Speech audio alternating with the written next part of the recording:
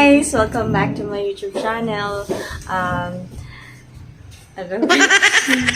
For today's video po, merong paniki po dito may nakita kaming paniki dito sa loob ng bahay.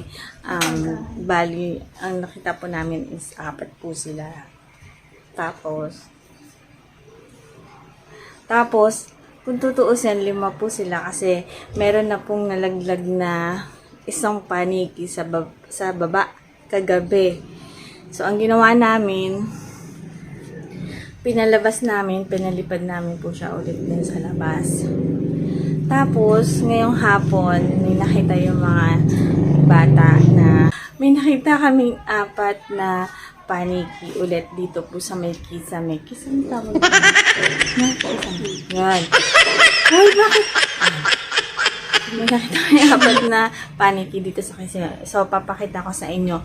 Nagtago na po kasi yung 4. Isa na lang yung matapang na nakalabas. Pero umuusok. Ayun na, dalawa na niya. Umuurong siya, no? Pero para siyang ano. Dalawa Okay. na sila. Wait lang po.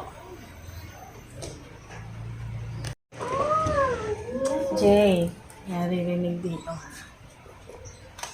Ayun na, yun. Ayan siya, guys. Ayan sila po. Ayan Yan na. na, manunutok kami. Ayan na, dalawa na sila nakalabas. Yung iba nakatago. Ayun na, hindi siyang boto.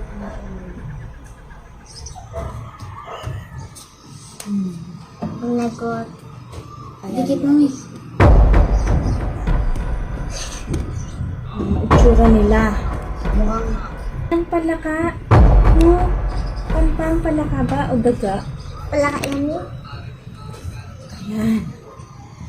Tapos yung dalawa nandun pa sa loob. So, hindi tayo sure kung 4 nga lang ba sila. Isandal natin para hindi. Ayan, guys. So, tingin nyo, nangangagat ba yan?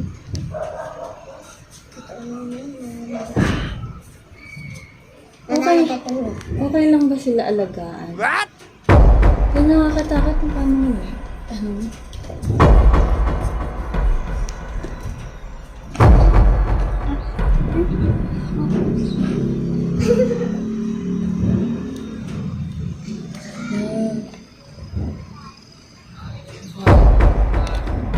Okay na yun.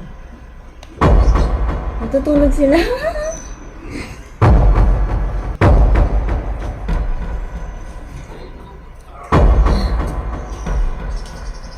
Yan. Yan na. Pilipad na siya. Ay, nagtago.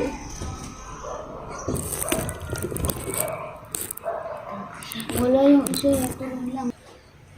Ayan guys, paki-comment naman kung okay lang ba sila dyan sa kisame or delikado ba siya or nangangagat ba sila.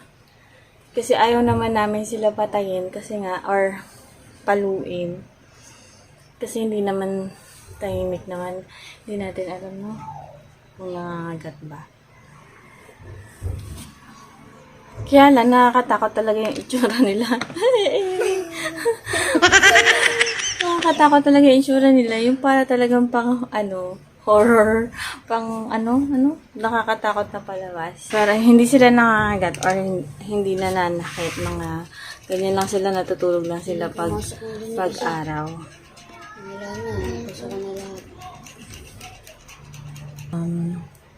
Paki-comment naman kung okay ba sila dyan lang na nasa kisame or kailangan ba namin siyang alisin or paliparin sa labas na lang. Kasi yung isa kagabi, kasi nga, parang, diba, parang ang pangit ng image nila sa mga tao. Kasi nga, lagi silang kasali sa palabas na nakakatakot.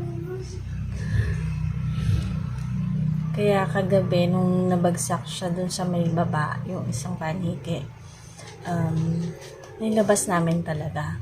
Sabi nga ng mga bata, ng mga anak ko, paluin daw. Sabi ko, wag na lang, palabasin na lang. So, parang tinaboy-taboy namin siya palabas para makalipad sa labas.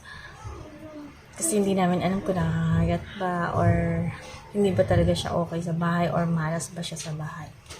Yun, kaya ang ginawa namin, pinalabas siya. So ngayon, hapon, nakita nga namin na meron ng apat.